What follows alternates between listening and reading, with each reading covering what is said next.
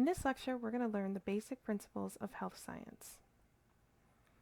The competencies are listed here, so you can take some time to review the competency and learning objectives.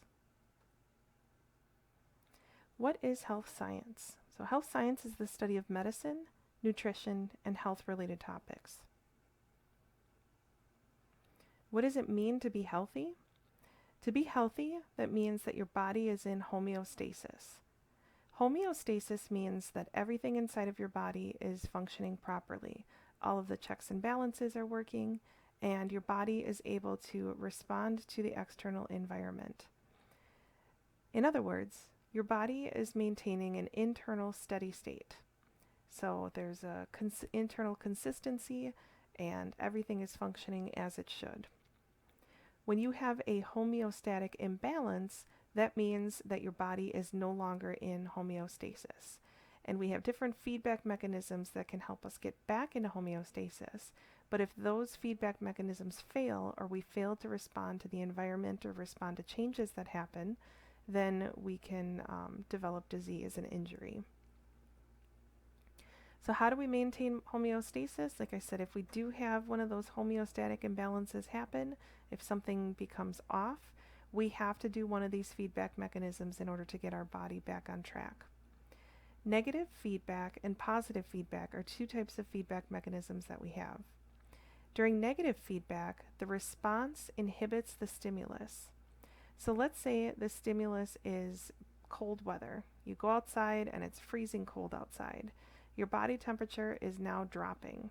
So when you have a decrease in your body temperature, that's stimulating your brain to want to stimulate your muscles. So it sends a signal to the brain sends a signal to the muscles, and your muscles are going to produce the response, which is shivering. And that shivering is going to cause friction within the muscles, which generates heat. And hopefully that's enough to bring your body temperature back up to normal, resting, steady state. So that's an example of a feedback mechanism that's negative.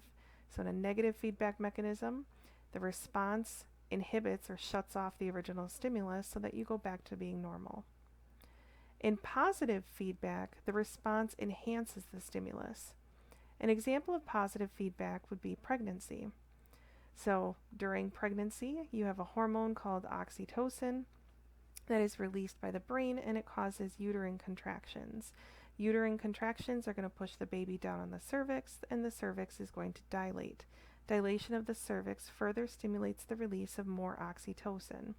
More oxytocin, more contraction, more dilation, more oxytocin, more contraction, dilation, and it continues and continues and builds and builds and builds until some big event happens. The delivery of the baby happens. So in positive feedback, the response really enhances or builds upon that stimulus, and the stimulus builds upon the response until some event happens. Another example of positive feedback would be blood clotting.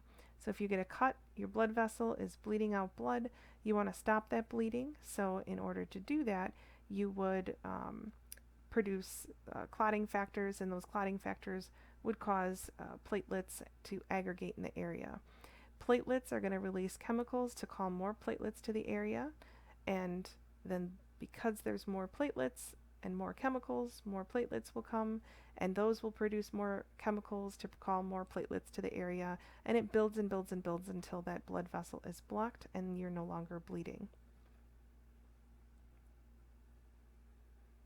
So now that we know a little bit about health and how to maintain health, how do we study health science?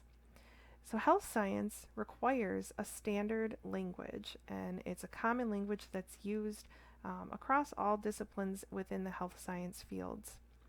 Basic anatomical terminology. And we typically begin with anatomical position. Anatomical position is pictured here at the right. You can see she's standing with her feet flat on the floor.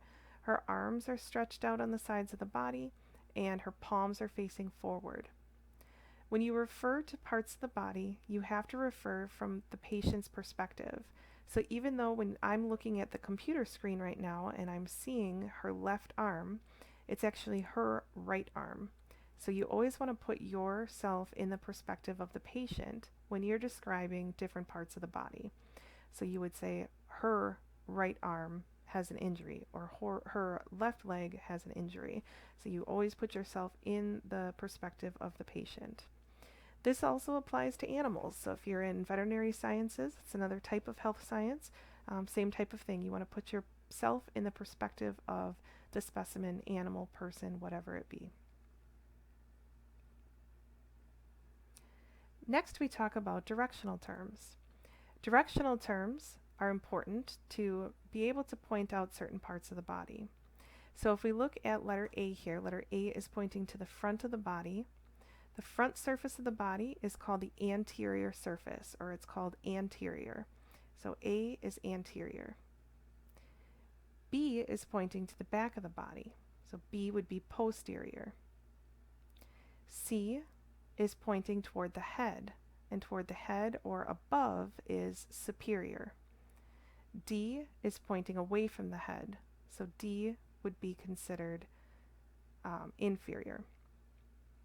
And these terms come back if you do study anatomy and physiology. Many of our organs and blood vessels and such use these types of directional terms. So anterior and posterior would be front and back.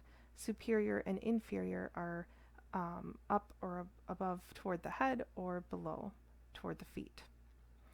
So when you start describing anatomical position, you would say like the head is superior to the shoulders, or you would say the nose is anterior to the back of the head. We have several other directional terms here. So pictured on the left-hand side, on the top and bottom, are two terms that go hand in hand. So one of them is pointing to the center, the other one is pointing to the outsides of the body. So the top left picture, you can see it's pointing to the center, that would be medial. The bottom left picture is pointing toward the outer edges of the body, and that's lateral. So medial is toward the midline, lateral is toward the outsides of the body. An example would be the nose is medial to the ears, or the thumbs are lateral to the body. The middle pictures describe directional terms of the appendages. So we're talking about toward or away from the point of attachment. So your arms attached to your body at your shoulders, your legs attached to your body at your hips. So if we look at the top picture, the arrow is pointing toward the point of attachment, so it's pointing up the arms and up the legs. When we describe toward the point of attachment, we're referring to proximal. So proximal is closer to the point of attachment. The opposite of that, the picture right below it, where the arrows are pointing down toward the hands or down toward the feet, that would be considered distal. And we only use proximal and distal when we're talking about the arms and legs or the appendages. So for example, the wrist is proximal to the fingers because the wrist is closer to the shoulder or the point of attachment than the fingers are. We would say the toes are distal to the knees because the knees or the toes are farther away from the point of attachment than the knees are. The next set of pictures on the right-hand side talk about superficial or deep. Superficial is the upper right picture, and that's talking about toward the surface of the body. Deep, which is the bottom right picture, is talking about deeper inside of the body. So when we refer to this, we have, like for example, the skull is superficial to the brain, or the heart is deep to the sternum.